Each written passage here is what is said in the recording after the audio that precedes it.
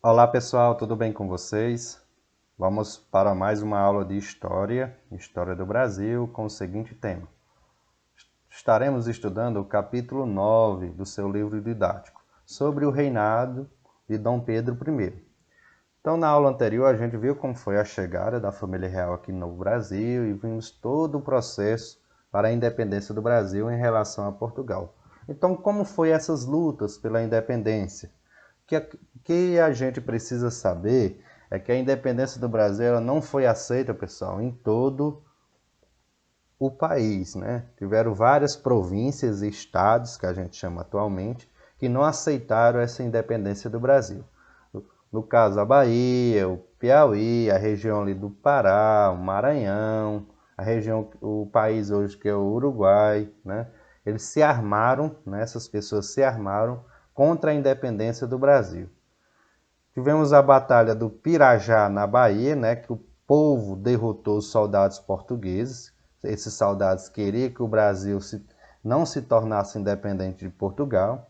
Então, para proteger o imperador, navios ingleses, né, bloquearam ali Salvador. Também tivemos outras revoltas pela independência, né, por causa que ocorreu a independência, no Piauí. Tudo começou quando a Câmara da cidade, lá de Parnaíba, no Piauí, se declarou favorável à independência. Aí o general Cunha e suas tropas, né, partiram da cidade de Oeiras, que na época era a capital do Piauí na época, para reprimir esse movimento de independência. Então houve uma disputa entre a Câmara, né, da cidade e as tropas aí do general. Então, nessa batalha aconteceu a Batalha do Genipapo, no caso ficou conhecido, em 13 de março de 1823. Né? O povo ali armado com facas, foice, machado, espingarda, e as tropas do general com fuzil e canhões. Essa luta durou em torno ali de 5 horas, né? Tiveram mulheres que trocaram ali joias por armas para lutar também pela independência. No final, as tropas do general venceu, mas teve sua tropa totalmente enfraquecida. Lá no Maranhão e no Grão-Pará também a gente teve revoltas também, mas perderam a batalha ali para os portugueses. Pessoal, para os outros países reconhecer essa independência do Brasil em 1822, né, ela teve um preço, envolveu vários jogos de interesse, né? Então teve um interesse entre Estados Unidos, para os Estados Unidos e Portugal. Né? Em 1824, os Estados Unidos reconheceu a independência do Brasil, mas o Brasil teria que adotar a doutrina Monroe, que era uma doutrina que ele estava estabelecendo, que toda a América, né, deveria ser independente, né? A América para os americanos, e que a Europa, os países da Europa não deveriam interferir na América. Portugal reconheceu também a soberania do Brasil em 1825, né?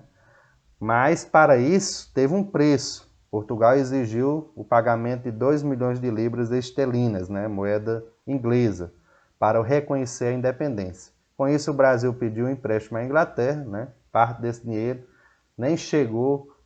não chegou aqui, pois a dívida com os ingleses já era enorme. Né? Em 1827 a Inglaterra também reconheceu a independência do Brasil. Só que a Inglaterra exigiu a renovação do Tratado de Comércio e Navegação por mais 15 anos. Né? Nesse tratado que a gente estudou na aula anterior, os produtos ingleses pagariam somente 15% de impostos nos portos brasileiros, enquanto de outros países pagavam 25%. Como o Brasil, pessoal, agora ia ser um país independente, então tem que ter sua Constituição. Então a Constituição do Brasil é a Constituição de maio de 1823, na qual reuniu, né, ali deputados de várias províncias do estado, no Rio de Janeiro, para elaborar a primeira Constituição ali do Brasil.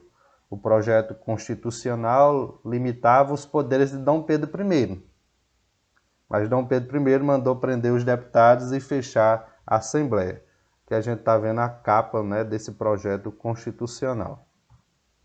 A Constituição do Império, como foi? Vai se chamar Constituição, né? Convocou 10 pessoas, Dom Pedro convoca 10 pessoas de sua confiança para elaborar uma Constituição em até 40 dias. Aí, em 25 de 3 de 1824, a primeira Constituição do Brasil foi outorgada, imposta.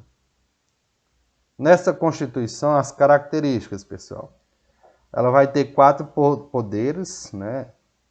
No caso, ela vai ter o poder legislativo, o executivo e o judiciário. Só que ela vai ter um poder moderador que vai estar acima desses outros poderes. E quem vai estar comandando esse poder moderador? Dom Pedro I. Ali a gente vai ter no poder legislativo o Senado, né, a Câmara dos Deputados, poder executivo, os presidentes de províncias, né, conselhos gerais ali das províncias. E no poder judiciário vamos ter o Supremo Tribunal de Justiça, né? E o poder moderador, só para deixar bem claro, era o poder absoluto ali do imperador, no caso Dom Pedro I.